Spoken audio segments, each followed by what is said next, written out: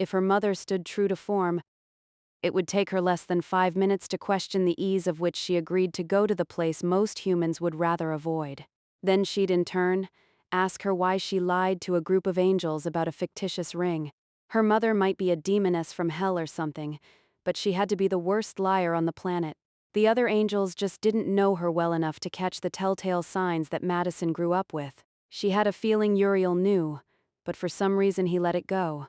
She'd figure that mystery out as well. First, they had to ditch Brian, who could rival a bulldog for his dogged ability to be her shadow. He knew they were up to something.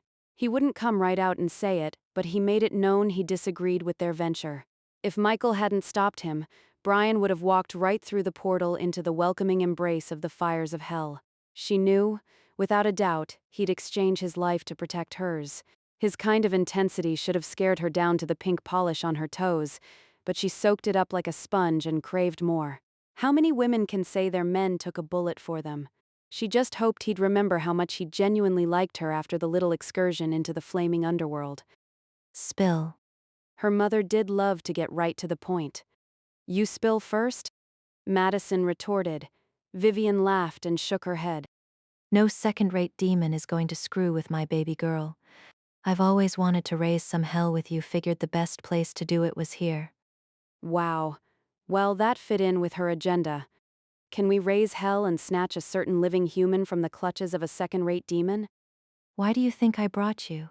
Your mother is going to show you exactly how strong your dark side is. Uriel knew we'd never get either you or Brian trained properly if we didn't bring Tiffany back to where she belongs. Her words brought Madison to an abrupt halt.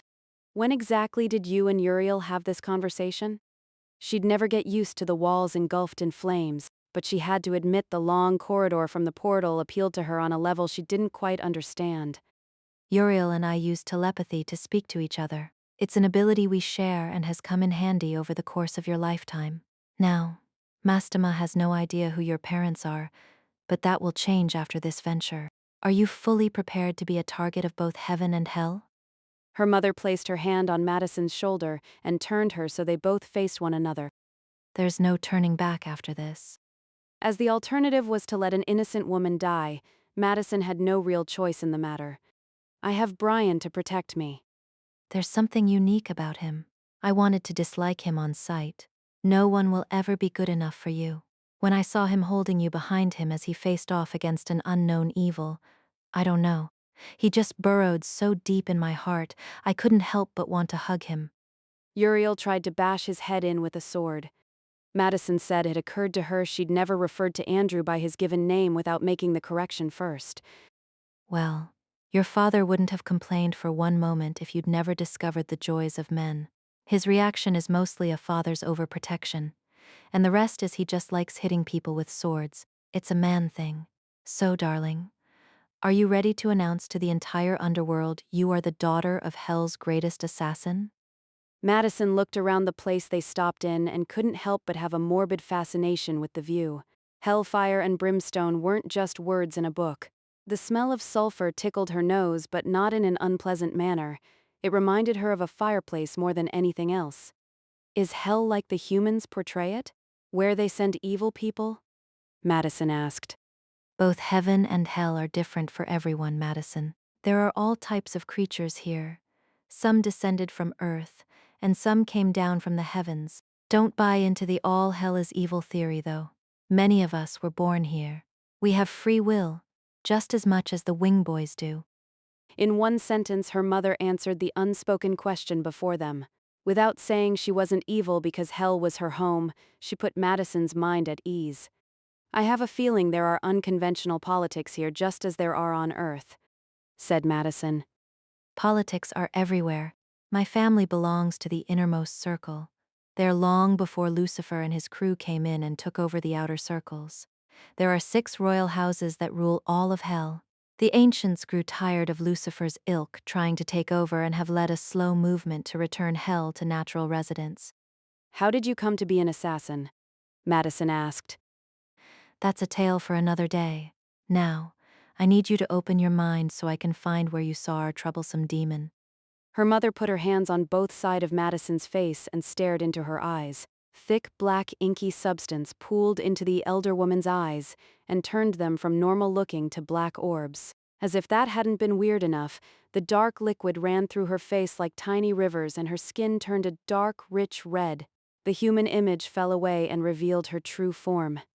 So, my father goes from weathered old man to an angel. My mother goes from beautiful human to a demon. What do I actually look like? I would imagine quite different than you do now. We both used binding spells on you when you were a child. Both of us were determined that you would grow up away from the dueling worlds. He's not even hiding her. What a schmuck. Binding spells? Binding her from what? She would have asked, but the last bit of information captured her attention more. Then what are we waiting for? Let's go save Tiffany. Her mother appeared to want to say something more, but instead led her to a lobby-style room complete with burnt columns and broken tiles on the floor. It made her want to cringe just standing there. What is this place? Madison asked. Outer Circle. It's the welcome to hell circle. None of the naturals would dream of spending any time here. For some stupid reason, Lucifer's crew dig it. This way. Madison followed her mother down graffiti-covered halls, which would make a crack house jealous. The whole place made her skin crawl. The level of filth and deprivation disgusted her. Bile rose in the back of her throat, and she swore she could feel thousands of eyes on her. Do you remember all those martial arts classes I made you take? Her mother asked, as she slowed her pace to a near standstill. Yes, why? Madison asked as she inched closer to her mother. Because you are about to put it to good use. Uriel is going to kill me for this. No sooner had the words escaped her mother's mouth when a swarm of hideously deformed creatures crawled out of the cracks and crevices of the darkened halls and began to circle them. These are halflings, half hell, half some other godforsaken race left to rot.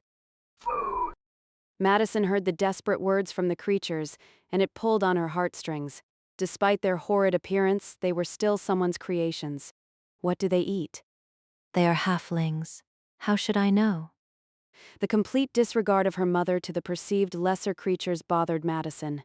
What do demons eat? Darling, this isn't exactly the right time for biology questions. Focus, please, or this could get quite ugly. Madison thought back to the brief conversations she'd had about angels, demons, and what she knew about humans. Then she decided to take a supreme leap of faith. God, I know this is going to seem like an odd request, but can you help me feed these creatures? No one should live like this. A warmth came through her, and she knew then what needed done. In a firm, clear voice, she said, "Kick those rocks over here." To her astonishment, both her mother and a few of the halflings pushed rocks toward her. Madison bent down to touch them, closed her eyes and thought of Brian. Oh my. Her mother whispered. When Madison opened her eyes, she couldn't believe the transformation the rocks had taken. Dozens of long-tailed, oily gray rats skittered around her feet, and her sense of revulsion returned with a vengeance. "Rats?" she exclaimed. The halflings fled after the escaping rodents and pounced as they caught them. Madison watched in horror as one picked up one by its tail and shoved the twitching body in its mouth. The rat massacre only lasted a moment, but long enough to be imprinted in Madison's mind as the worst experience of her life. "I'm going to be sick," she whispered. Well, I think they've gotten over their urge to attack us.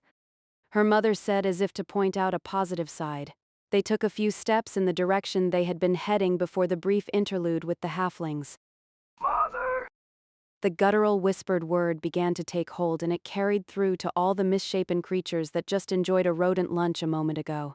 Madison whipped around and found them following her like little baby ducks, all in a row. "What in the world?" she asked. You fed them.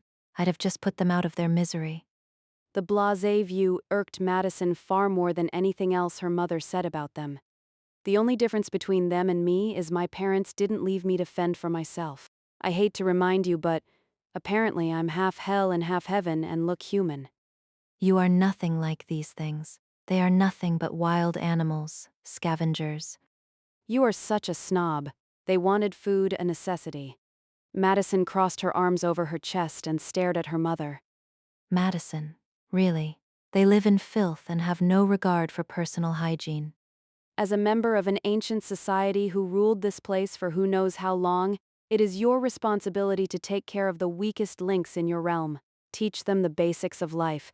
Don't slaughter them for begging for food. Few things worked Madison up as quickly as blatant disregard for life. On some level, she knew her mother only reacted as she'd been taught to, but all beings deserved the fundamental respect for being alive. How did you turn the rocks to rats? I asked God to help me feed them. I had a flashback memory of a Bible story where inanimate objects were turned into food, so I trusted in Him and touched the rocks.